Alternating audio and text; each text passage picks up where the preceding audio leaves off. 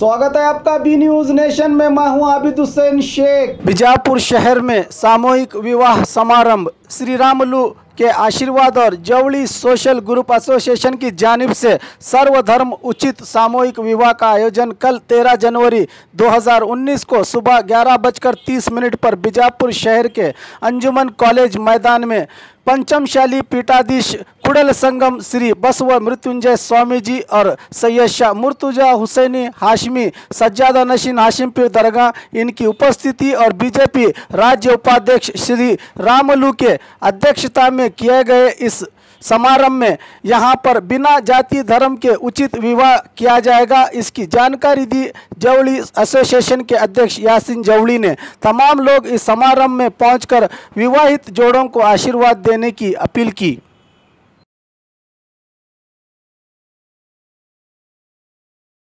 और खबरों के लिए देखते रहिए B News Nation. B News Nation के लेटेस्ट न्यूज़ों को अपने मोबाइल में देखने के लिए यूट्यूब में बी न्यूज नेशन के चैनल के सब्सक्राइब आइकॉन को दबाएं और फिर बेल आइकॉन को दबाने पर आप लेटेस्ट न्यूज़ों को देख सकते हैं।